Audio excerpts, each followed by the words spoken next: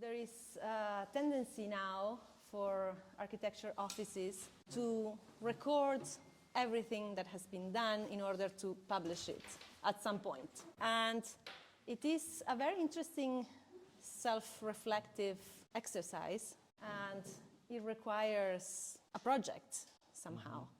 So maybe you could say something about what is this project that you are doing with MACK, and that started with the first volume, and how it will change in the next volumes.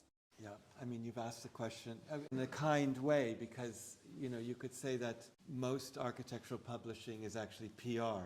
And actually what you should do is you should wait till the practice is finished, and then somebody else should look back and look at the work, which is not like necessarily how it used to be done, because someone like Le Corbusier, the Œuvre Complète, was a PR exercise, but also people would be waiting for the next volume to come out.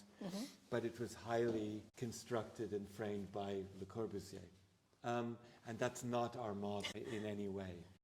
There haven't been that many books on our practice, so it's not like we're always publishing. I mean, we have projects that are published in magazines, and we've done a few books about projects, but books that are really about our work, there haven't been so many, and most of them are out of print, and they're very expensive to get. And we were waiting for an opportunity so that it would become a project, because, yeah, for me, it's quite a big investment of time to do collected works, and to do it, there would have to be something interesting and also critical, so it would be useful somehow.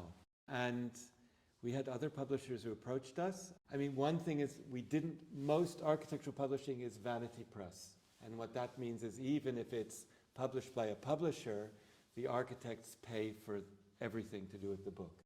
We were not interested in that. We've never done that. But we had other publishers who talked to us. But then you're looking for a partner who you know has some expectations and who will have a position in terms of what you're doing. And that person didn't emerge, and also it's not like we were pursuing it very energetically. Yeah. It's like, it's not something you have to do, you know. Anyway, MACK Books, which was started by Michael Mack 10 years ago, who are an art publisher, started with photography. I knew him vaguely years and years ago, but he also publishes all of the books of a few artist friends of mine. So I asked around, and I heard that he was starting an architecture list. And then I phoned him up, or he phoned me, I can't remember. And he was super interested that our first volume would be in the first list. Yeah. And then we talked about what the books could be, whether there should be an outside editor, etc., etc. And I and he were very keen that it wasn't like an architectural monograph. That it wasn't like that it didn't fall into the tropes of a monograph, which are about hundreds and hundreds of photographs and redrawn drawings and commission texts, which are always so boring you don't read them. And this kind of looking back and, in a way, reinterpreting and representing the work from the date of the publication. Yeah.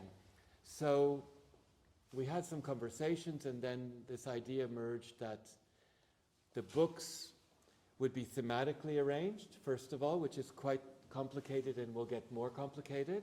But it's a way that we've often done lectures, for instance, and it's very difficult. So what I mean by that is, of course, there's a chronology, roughly, but then that you have a theme like working with historic buildings, or the art world, or working with artists, or the city. And obviously those themes, they appear throughout the work of the practice. Some of them emerge later, but also projects are often part of different themes. That's the real difficulty. Yeah. But anyway, we had this idea that we make it thematic, and then the other idea was I really couldn't imagine commissioning people to write for it because it's always so boring. And so the idea was that the texts would be texts that came from the same time as the projects. So they could be texts that people had written about the projects, They could be texts that we were reading or we were using in our teaching at the time of the project. They could be texts by us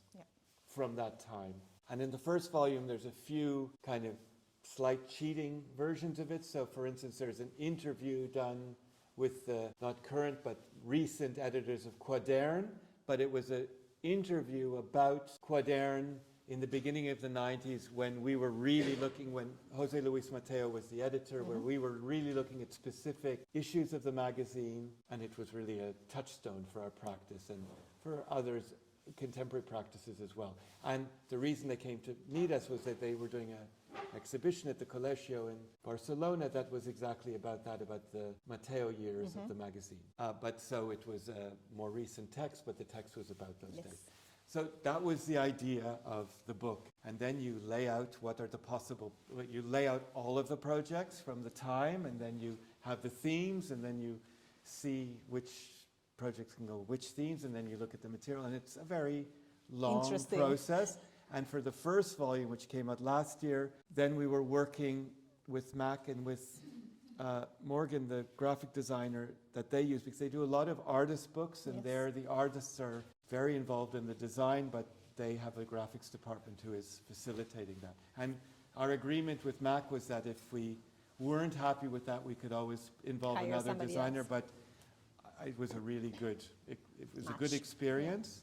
And this idea that it's totally integrated, the publisher, the graphics, us, some of the writers, I mean, that's a really interesting thing is, so some of the texts which were written 27 years ago, and I remembered, but nobody else remembered, and maybe only 50 people ever read, they have a second life. And so the people who wrote the texts often were very enthusiastic and wanted to correct them a little bit maybe, or whatever. So that was a real pleasure that these things which were lost to time are now have a new life and are available. And yes, and you know, like the drawings of the early projects, this is the first volume, are by hand, and it also, our archive is not that fastidious, so it was also seeing what we had. So really doing the first volume was like a nostalgia trip.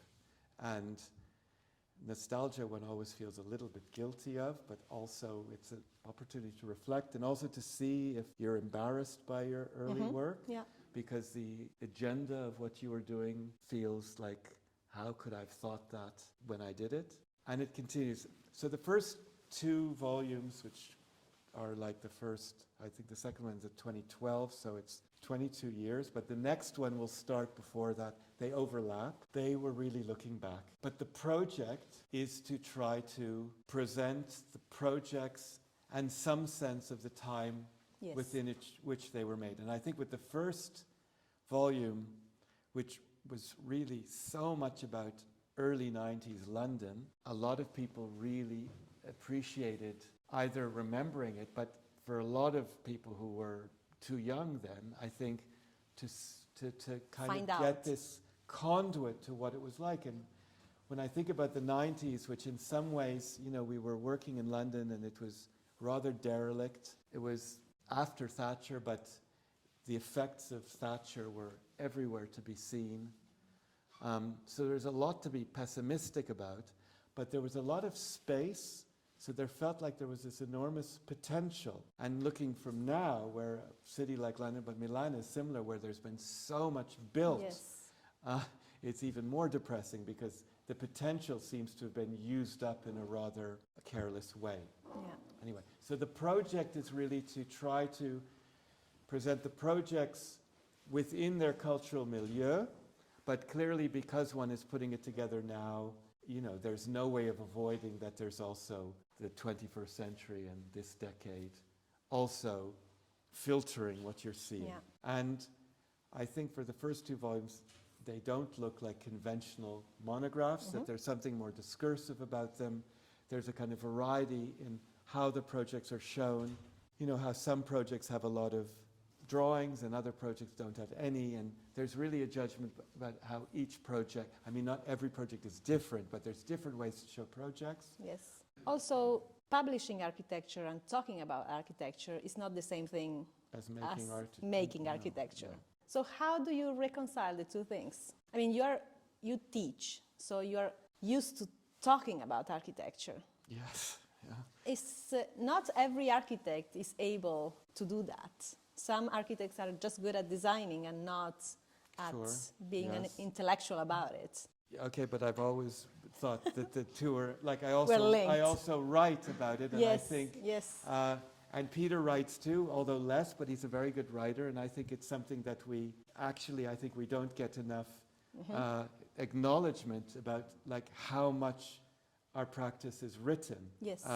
Really a lot, you know, and so from the beginning I always thought a really important thing to do, and I think there's a tradition of architects writing, writing as practicing architects, and obviously if one teaches, there's an added impetus to do that, but I think that the younger generation, some of whom have worked as assistants in my teaching, you know, and some of whom can write, I always am pushing them like hell, why aren't you writing more? Because I think if architects don't write and don't reflect on why they're doing what they're doing or connecting it to more general cultural issues or to history, that is contributing to this post-critical period that we're in.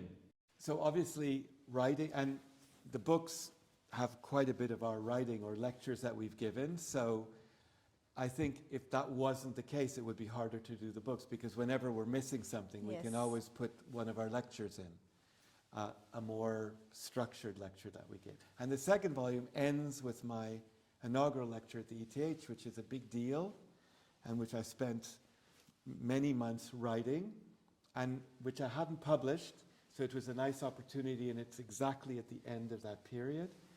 And what was interesting was to read it again, because I thought it would actually, that I would be saying some things like about the canon and things like that, which I don't necessarily believe anymore, but actually I don't mention anything about that. And I could actually believe in what I said in 2011 more than I thought I would be able to. So that was quite nice. Do you think it's easier to communicate an agenda through writing than through architecture? Because, of course, there is an agenda, always. Well, not always, but in good architecture, there's an agenda. For sure it's easier, because I think when you're writing, you can talk about things, positive and negative things. I think when you do architecture, it's really pointless to make architecture about negative things. You don't need architecture for that, it happens anyway. So, but, you know, in writing, you have a broader, you can look at a subject in a wider way. You can much more explicitly refer to other things, other references or historical or more general cultural issues. You know, you can be more, not that I like to be didactic, but you can be more didactic. You can say, this is why this is what I'm saying, and this is why I'm saying it. I think architecture can't really be didactic. And I think architecture, although there's always rhetoric in architecture, after a few years, that rhetoric disappears, and so the rhetoric can't be the main thing in the architecture. So I think they do different things, but for sure writing it's a kind of more effective critical tool, I would say. And you're kind of the author, because I think, yes, when you design a building, you're the author, but I think with a building, when it's built, as soon as it's finished, the authorship isn't relevant anymore. It's there, and the clients and not the clients, everybody does what they want with it. And I don't think, I've always thought it's like creepy when architects try and control the life of their buildings after they're finished. You hear stories about architects like fixing the curtains and admonishing their clients because they're not using the buildings properly. You know, to me that's... Bad furniture. How could you dare put that chair in this room? I mean, if it's somebody's it's their house, space now. It's their business, really. If you take photographs of it, you can move the chair, you know. So the next volume is more of an idea of future. What do you mean? The next one? Yes. No, but there's still loads of buildings. But I think what's going to become more difficult with the next volumes is it's closer to now, and also there's less text. And that's the kind of problem that I have to think about now. So I might have to have a new strategy about... But at the same time, you got more press. No, No? no. The quality of the press, other than Casabella, has drastically reduced the quality. So I would say in the first 15 years of our practice, every project we did was published, usually many times. There were a few magazines that had real editorial positions and people would write about the buildings. I think, I can't tell you exactly the year, but I mean, we all know that there's almost no magazines now. Yeah. And most magazines, they just wait for the PR departments of big architectural firms to send them things, and they just then publish what they're sent. And obviously, things that are happening online have a big effect on print. So there's less writing, and there's much less writing that is engaged. So there is a problem with the amount. I've written more, but I don't think that's going to compensate. So that is interesting, though. It's interesting, very interesting and quite depressing. Yes, yes. But it really talks about a direction. Yeah, definitely. Yeah. That architectural publishing has completely become just a wing of PR. Federico, what do you think? It's absolutely true. I mean, the phenomenon probably happened about 20 years ago, 15 years ago, when I started writing with a certain rhythm. It was already, the situation was already this. And we talked about writing, but in fact the problem is about reading, because it's so complicated to write without having read something. Yes, I guess. Yeah. And this is the word we deal with. So I have this privilege of, and it's a privilege at the same time, it's a kind of sad thing, to belong to a kind of, to a world that is shrinking, that every year is getting smaller. And the good is that the proximity with the authors, with the architect in that case, it's a maximum. Because as Adam said, before there was hundreds of journalists dealing with architecture and a lot of magazines, and magazines were rich. And today you have the feeling of being really A small circle of friends. A small circle of friends, really. And surprisingly, those few, they care about what you do.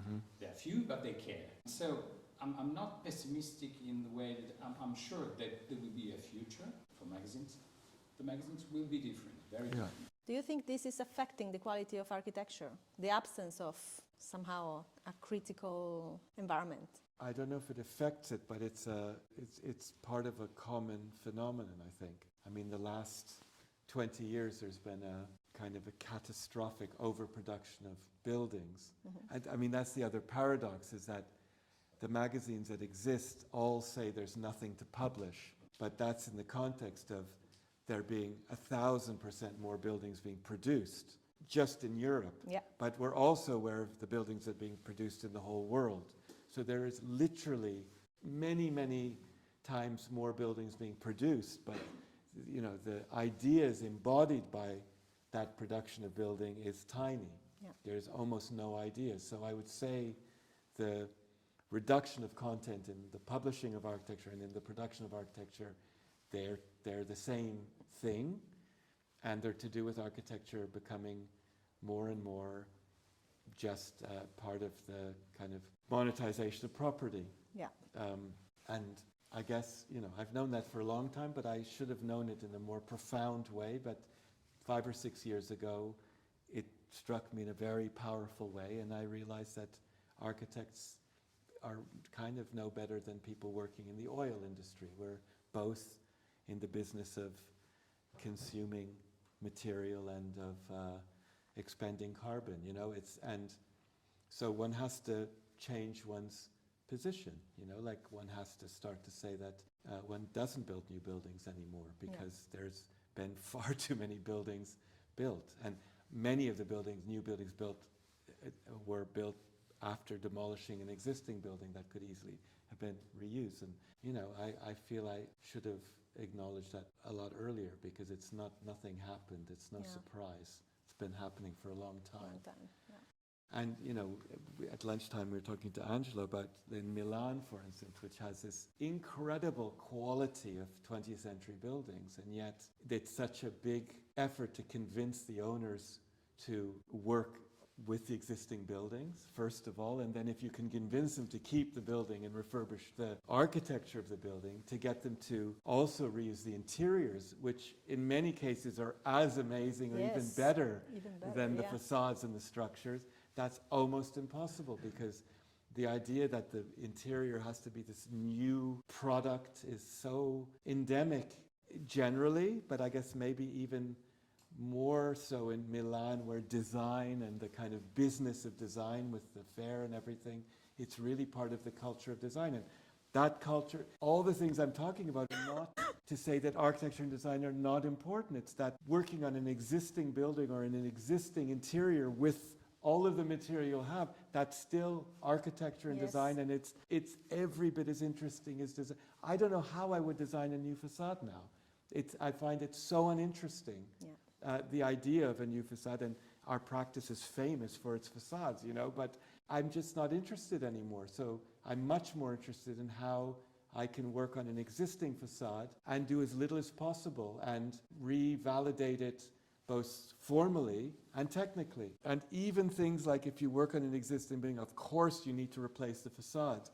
That isn't true. Yeah. Like in Zurich, it's certainly not true, because a 20-year-old Swiss facade with double glazing does not need to be replaced for a triple glazed facade. If you compare the carbon that will be expended in the next 20 years and the carbon to get rid of the old facade and put a new facade with triple glazing in, it's a no-brainer. Yeah. You have 100 years before you'll make the difference up. And so, but how do you go against the industry? The laws have to be changed. That's the main thing. But at least in Switzerland, the discussion is happening at the same time as they're demolishing more buildings than they've ever demolished. So it's not a paradise by any means, but at least there's a discussion. In Britain, people are aware of it, but there's not even a way of having the discussion, because politics is so disconnected from the built environment. At least in Switzerland, it's very, very direct, the way the city government, they understand these things. And people, the voter, the citizens of the city, they're asking questions now. Like, why are we, I thought there's a climate crisis. How come we're demolishing this building, which I know is perfectly good, and the building you replace it with, the rent is going to be more expensive, even though it's still affordable, but it's still more expensive. And is that really the only way we can? Yeah. So people are starting to discuss it. There's some projects which are going against that, and therefore, there's hope. I think there's hope. There has to be hope, yeah. But what's nice in the second volume, which has a lot about working with existing buildings, because there were themes that we kind of had pushed to the second volume, by necessity, from the beginning of our practice, for the first 6 or 7 years, almost all the projects we did were to do with existing buildings. And so in a way, we have an incredible expertise at working with monuments, but also ordinary buildings. Yeah. And now we're really trying to sell that as an expertise. Yes. That we've all these different kinds of buildings. Like we just finished a project in Brussels, which is a 1970s corporate headquarters, which was bought by somebody who wanted to demolish it, but it became a monument at the same time, so they couldn't demolish it. And it was an amazing project to do. And there's only in some places can you see we've actually done something, but it's an 80 million euro project, so we did rather a lot. And it was a very successful project for the client as well. So, and a lot of people are talking about the project because they thought it was like a white elephant. And it's turned out to be financially, architecturally, but also socially, a very, very, it has a lot of energy to it. And so it's very important to have those examples, because then the next white elephant, you can say, Yeah, and of course, this seems obvious in a monumental building. Of course, you don't demolish, you keep it. But you just mentioned this idea of reusing the ordinary. But that's much more important. It's much more because important. there's many more ordinary buildings. Yes, Yeah, yes, and there's where the role of the architect can really change totally. the city and the environment. And it's our responsibility to show what's so special about those buildings or what their potential is. Yeah. That is our first responsibility, I think. And I thought that for a long time. And certainly what I teach has a lot to do with that you go into a situation which is apparently unpromising, and our vocation should be that we see the potential in that situation, and how by doing as little as possible you can change the perception of the situation, and then also the way in which you can use it. And the more experience you have, the more things you have in your mental library to refer to. And yet so many powerful architects, what they say, no, it's impossible, the building, it has all of these problems, we have to demolish it. Yeah. And Well, it's also an ego thing. I guess, but I think it's an incredible lack of responsibility, or of not exercising like, I think we have we're professionals, and being a professional means you have a responsibility to society to do certain things. And I think nowadays that's one of our main responsibilities. Yeah. It's, in the 70s and 60s, it was a different time. So let's go back to the third volume. Tell us What, something. but Tell I'm us- not thinking about it. No. Well, I've been given an extra 6 months. How many volumes do you think you will produce? Hundreds. Hundreds. No, I'm thinking about 4 at the moment. Yeah. But then people ask me, are you going to do a volume that's about the future, like the science fiction volume, Who knows? when we do our dream project, on Mars and things? I don't know, that's a question, because of course you can keep going for as long as you do buildings, and that's another question. How long does one want to continue doing buildings? But there are many themes to come, because, for years our dream was to make buildings in the center of cities, and the second volume had a building like that, a new building in the center of Zurich, and then it's in the next period that we got the opportunity to do a number. Yeah. And so that is the theme of engaging with the European city, the center of the city. And I must say it now, we've done enough building new buildings in the center of cities. I'm not interested in doing more. And then also projects that are about ensembles, like multiple buildings. Yes. Very few of which we've got to do, because we had, I think, a very strong position about that. But it didn't coincide with kind of developer logic so much. Yes. But there are many projects that we did that I think are very powerful. So that's something to come.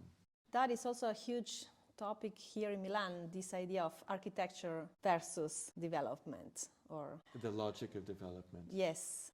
But it doesn't need to be at odds. No. Like, I don't know which direction, but the glass towers that you see always just beyond the station. Yeah. Like, that has a certain number of square meters of space. And it could have been organized in a lot of different ways. And it's global capital that has this expectation that the buildings are going to be made of glass and are going to be in funny shapes. But there are many other ways you could have organized that volume of building.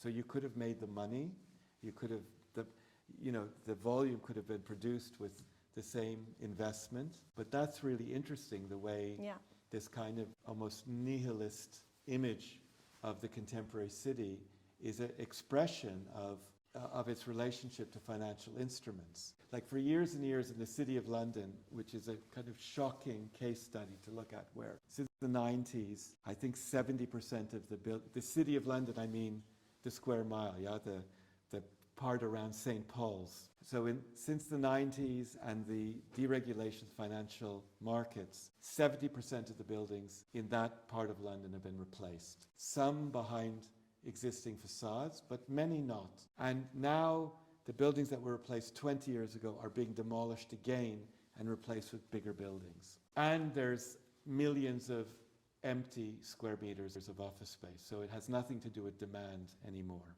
But I don't want to do a lesson about how development works. But that densification of the city could have been done in many, many ways. And for the first 10 or 15 years, there was this idea of city buildings should have stone facades, punched windows, and that was the orthodoxy, and that's all you were allowed to do. Yeah. And there were bad examples of those buildings, but you could say at least there was a kind of continuity with what was there before. And it had a lot to do with architects like Foster's and people like that, pushing and pushing and pushing. The first all-glass building, the first building that went above 8 stories, they happened. They tried and they kept pushing, and they said that this is what the global financial client wants. But it's not true, because the global financial client, we've done buildings in Zurich for the global financial client, and the buildings are inspired by Milanese architecture of the 60s.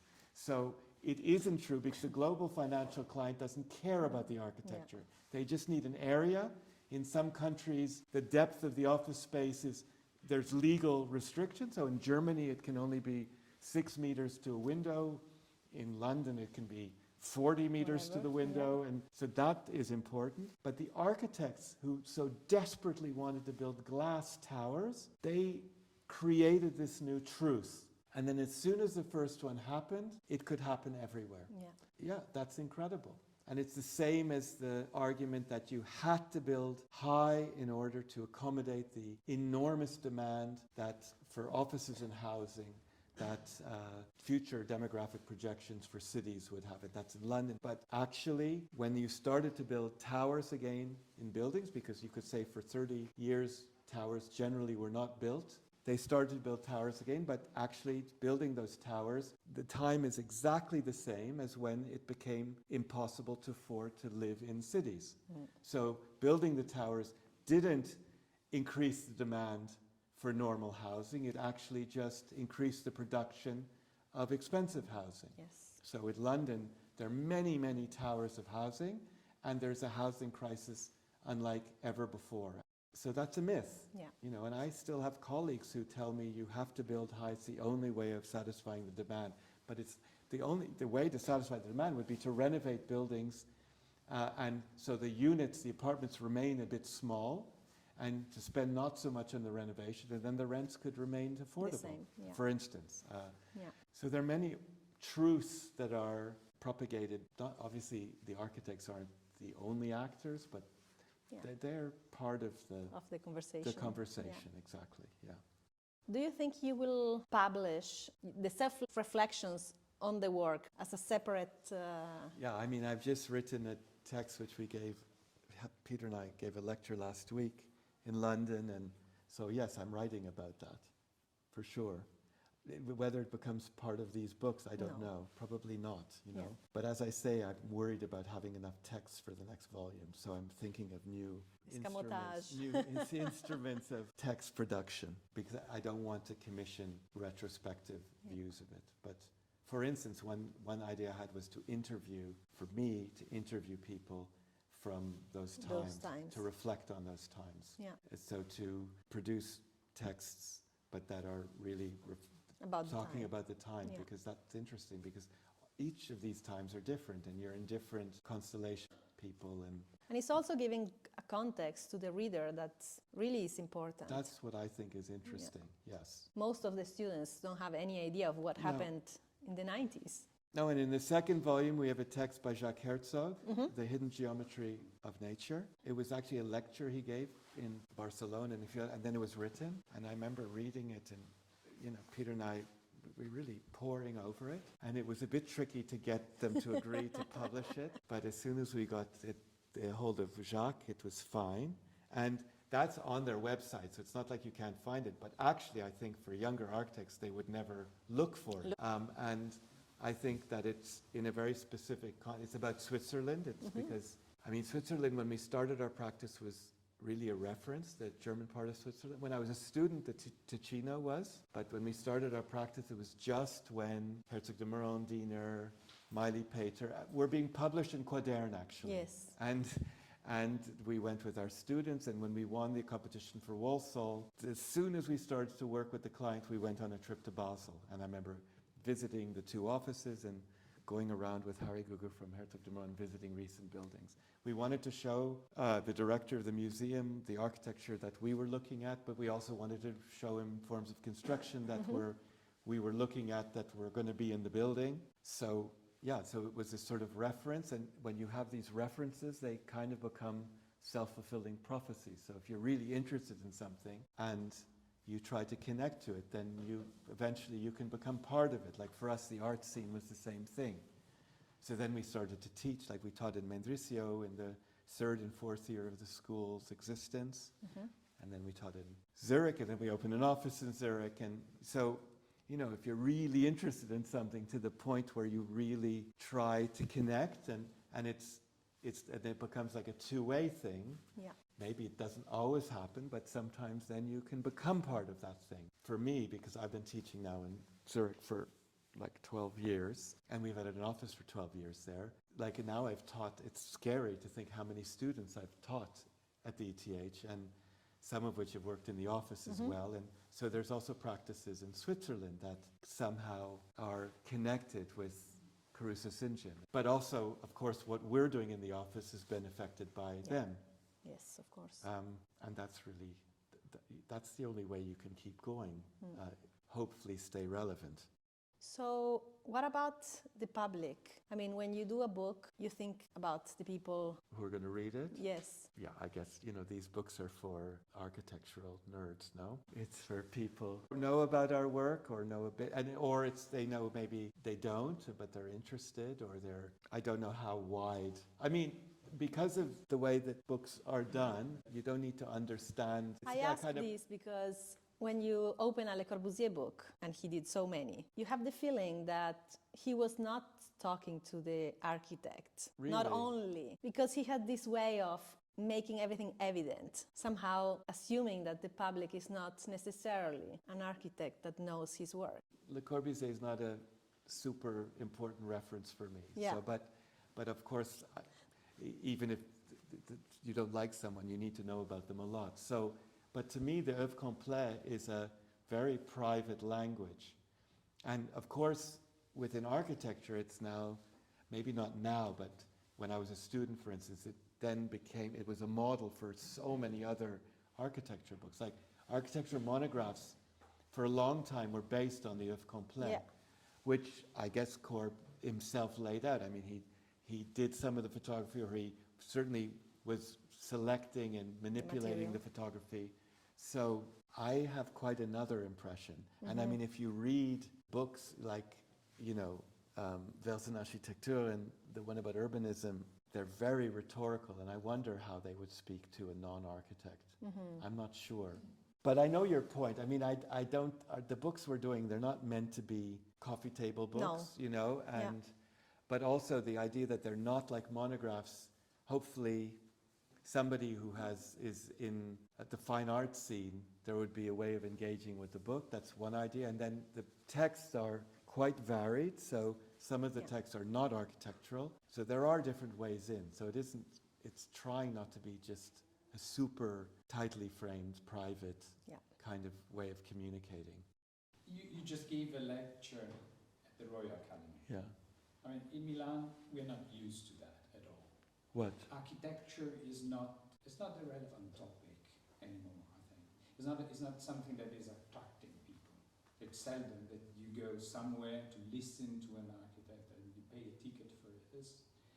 Really? So maybe the difference from the time of Corbusier is that without a modern world using architecture as a vehicle for this vision, nowadays is architecture as easy to communicate, because it's at least seen from here, the feeling is that people is not listening to architects because they don't believe they are the engine for something.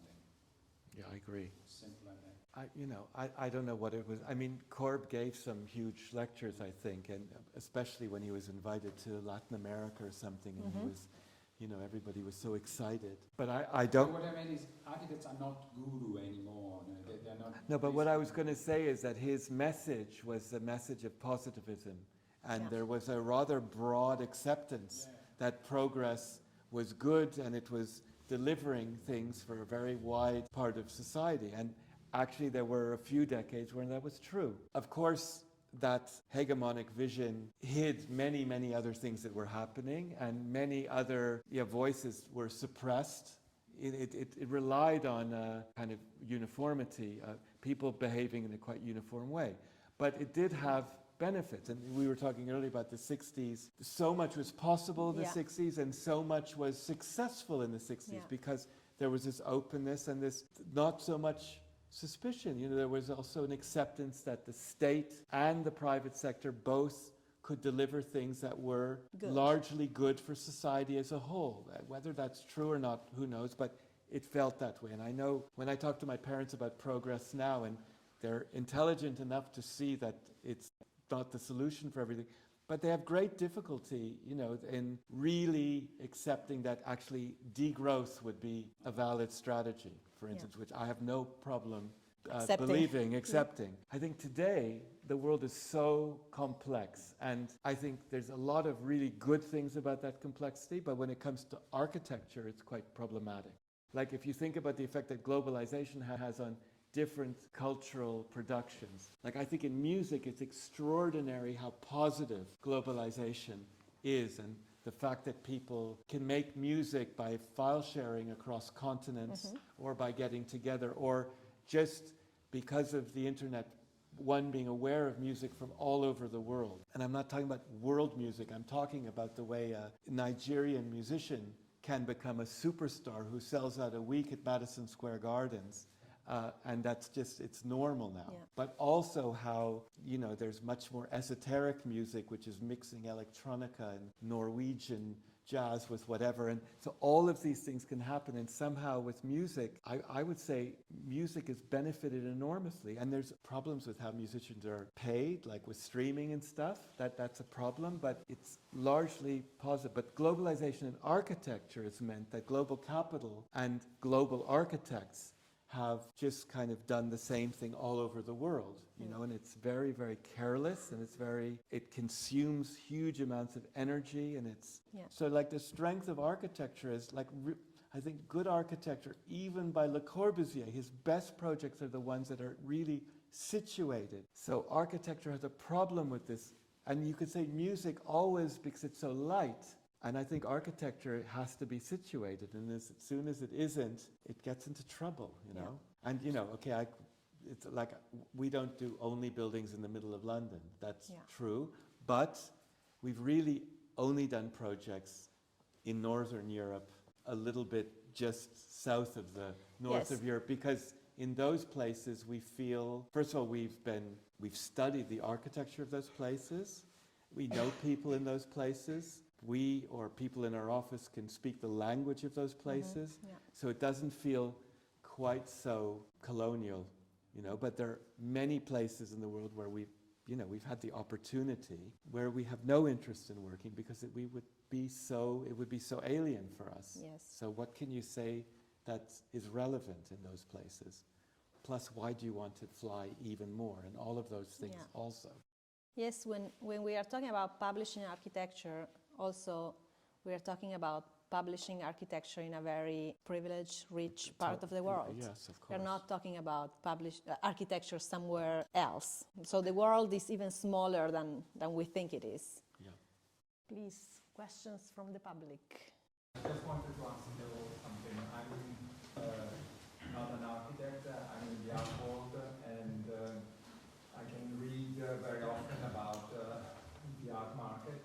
Yeah. If someone is writing about the art world, is not from the point of view of a critic, but just because if, there is some interest in what they are writing, and whether it's financial reasons or whether they want to promote something, but there is no critic. I was wondering whether this applies also to architecture. No, I mean, I think they're exactly parallel. It's what I meant by the post-critical. We're in a kind of post-critical period where there's some exceptions, but people don't dare to really, not just say this is bad, because one does read that, but then to really, I mean, there's no point in reviewing really bad shows, is there? I mean, I used to be asked quite often to write about things that people knew I didn't like, and I would never do it. I don't have the time to do that. But I am interested in writing about things I'm interested in, and then there can be good and bad things in, in my opinion or reflections. But there's almost no critical or editorial content in the art magazines. They exist so the galleries can advertise, and there's also an obsession to do with art fairs in the market that somehow this painting's really interesting because this artist sold at auction for 20 million or something. There are some people writing about art, though, that are still, I think, writing interesting things. More than architecture, I would say, actually. So architecture is worse, I think. But I think, for example, in the movie industries, you always see a lot of critics. A film can be destroyed, I guess so, yeah. And there is a real critic. Obviously, it's probably more approachable to a vast... There's a bigger audience. People, they yeah. understand what they're looking, if they like it or not, or if they dislike it. They express their feelings straight away, and probably architecture or fine art is slightly more sophisticated, and people, they don't dare to write in a negative way. But it's a total pity, on my opinion, that we are not able. If I'm not an architect, or if I'm interested to follow certain people who are actually writing in a very positive way, but in a critical way, I would be the happiest person, because I like to know what's bad and what's good. And if they are speaking about only good architecture, or if they are speaking only about looking at in a certain directions, there we are. We never get to know what's good or what's bad. It's your personal opinion. But I agree. But that's where we're at. But that's not to say that those discourses couldn't be reconstructed. I think they could be. They could be. And I don't know what the relationship is, but if you read the critical discourses about art, let's say, in the 50s and 60s, people like Clement Greenberg or Rosenberg, they're laughable. You know, that anybody took Clement Greenberg seriously, I find incomprehensible. But he was make or break. He could destroy a painter. Like, he would like them, and then they'd shift, and he'd say, this painting, it doesn't have an aura anymore, or whatever. So that's the other thing, that critical writing that's journalistic, that's happening at the time, 10 years or 20 years, and also about music. I'm quite obsessed with music, and I read reviews of albums that people hated them, and now they're classic albums, and the reason they hated them made no sense. But that's not, it's really good to have the discourse, but there's a discourse of the moment, which is a more journalistic one, and then there's a kind of more reflective discourse that's looking back, which I do think is still happening in fine arts. Because there's some people like Isabel Grau, for instance, she writes about contemporary painting, or David Joselet. I think they're writing things, and they're not only saying this is great, they're really trying to culturally position contemporary production within a historical and a intellectual framework. And in art, I think there's still more good writing than in architecture. I mean, in architecture, I don't know, because the people who I read as a student, they're mostly very old or dead, and there were some good ones. There must be some, I don't know. It would be hard today to destroy an architect's career just by writing but a there's text. But the incredible thing is there's examples of buildings that are catastrophic technically, let's say, or urbanistically. So buildings that took a long time to build, and then they've opened and they had catastrophic technical failures, and it had no effect on the architect's career. None. So that's quite special, isn't it? Yes. I never understood that. No. There's no criteria really because it's just an engine that's going. Yeah.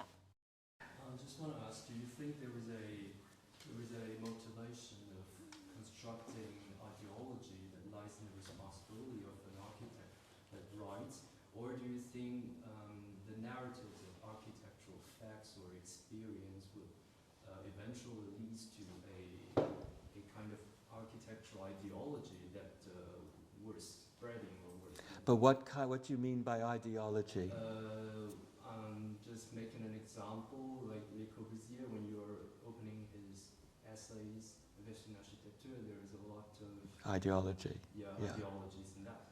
And apart from the fact that he wants to sell them, we know that there are some of the ideology that derives from practice that we're spreading and we're discussing And do you think it is necessary, or do you think there would be something lying in the writing of experience or narratives?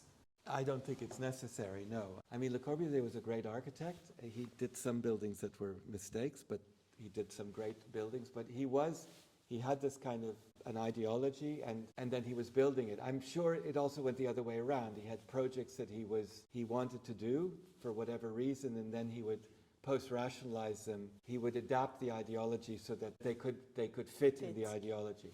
But to me, the only reason to build buildings is about the intensity of your engagement with reality. That's a really special thing. Like, art works because it's somewhat insulated from the world, and that's why art is much quicker and more powerful.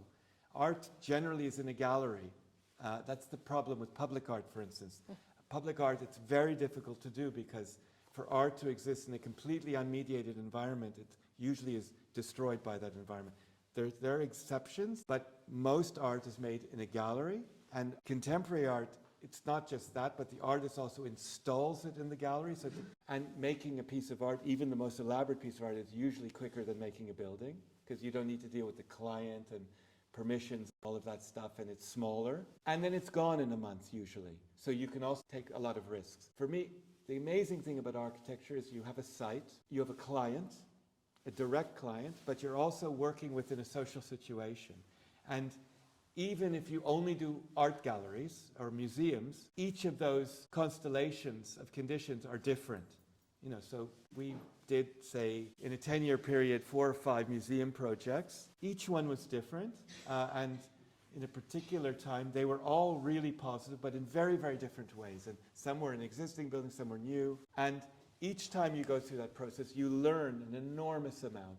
It's because you have to engage with things, some of which you're expert in, like form and how to build things, and even how to negotiate with the city, and the legal structures of architecture. Those are things we're expert in. But how to make art space, I mean, I studied art history before, and I'm interested in it, so I know a lot about art space, but each situation of a museum, they're going to have a different impetus in what they're interested in, and the people you're going to talk to in the client body will be different.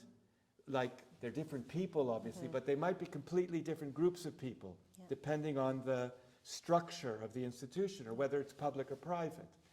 And then the situation means, if the project has any size, you need to talk to the neighbors somehow, because the neighbors will be affected by your project. So all of those things, some of them are painful, but they're like reality at so many levels.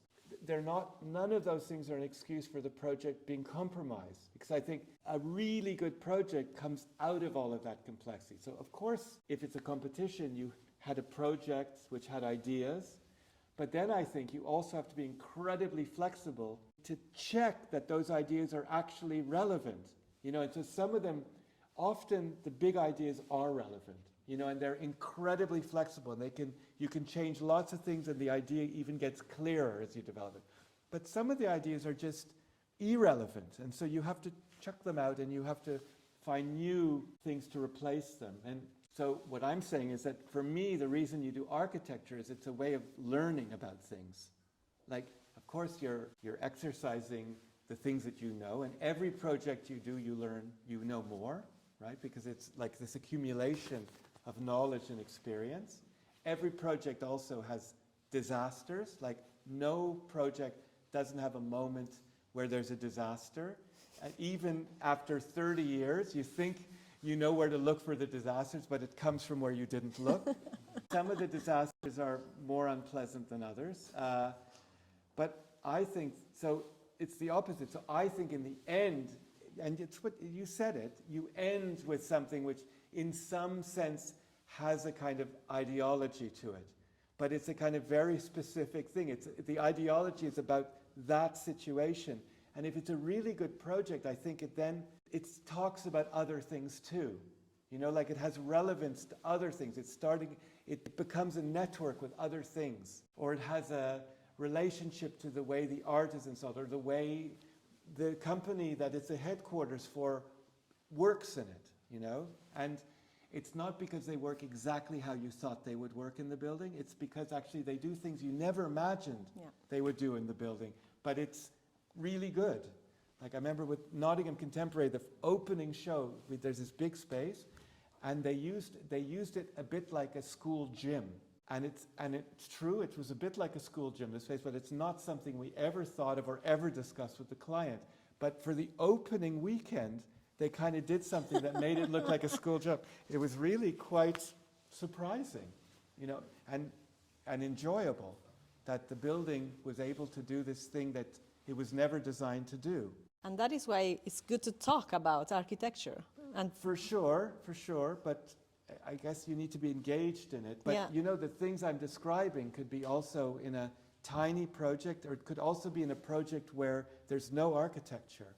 And with my students now, we do a lot of projects where the really best project might have no architecture in it, but it's still really architecture. And in our office, we're really trying to get involved in projects like that, projects that are way before the architectural project, and maybe projects where the result of it is that you don't need to do a project, that you can reorganize what you have, and that's actually it's much cheaper, but also much more effective. But a discussion we have a lot in the school is if you do architecture like that, which at our school at least is a great interest with, let's say, half of the school, teachers and students, that maintenance is architecture, for instance. How do I make a living if I'm just doing maintenance for 5 buildings? Working with clients in order to just manage their buildings so that they remain effective or become more effective, because there's so little money being spent, and actually architects only make fees when you do a capital project. So what it means is that there has to be new ways of engaging an architect. That an architect could be like a consultant for 5 clients and look after their 5 buildings with them.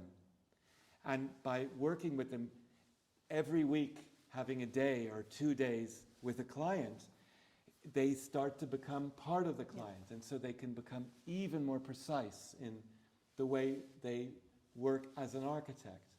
And so what you're saying is that until now, you finish your work when you deliver the building. And now you will start working. Well, you can start just with the existing building. Yeah. But it's not a new invention, because before the late 19th century, that's how architects worked. You worked for usually rich people or for a company. You maintained, all the time. And you would prepare the rooms for the theater season, or for Mozart coming to give a performance, and for the ball. And then you would talk to the gardeners about how next spring you're going to do this new extravaganza on the parterre.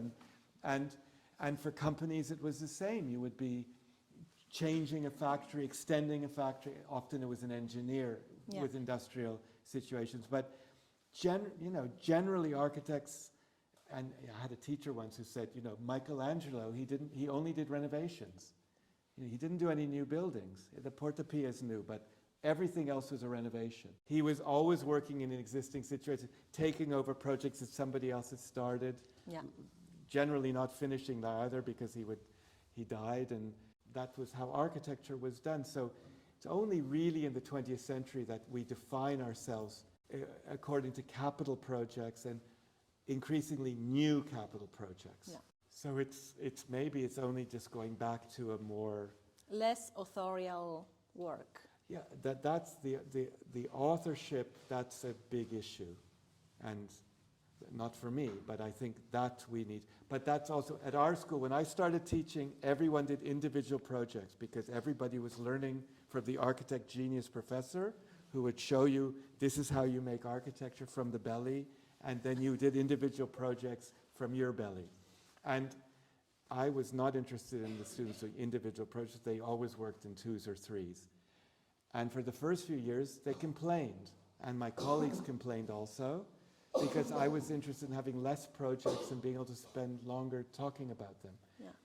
Occasionally now I ask my students, who never complain anymore, well, what do you and now we start doing research projects in groups of 6, and then they split into pairs. And they said, they say, well, why would we work alone? Like, do you ever do things on your own as an architect? How would that work? I mean, maybe if you're working on an exhibition design, Yeah. but there's still going to be your boss and you, it's two. So, and that, to me, that's a really positive thing, that it's not about expressing yourself, it's about entering into the project and trying to learn from it. But it's what I believe now. In a Yeah. few years, I might think something. I also think you need to change your idea of these things. You have to develop. Thank you. Yeah, thank you for listening.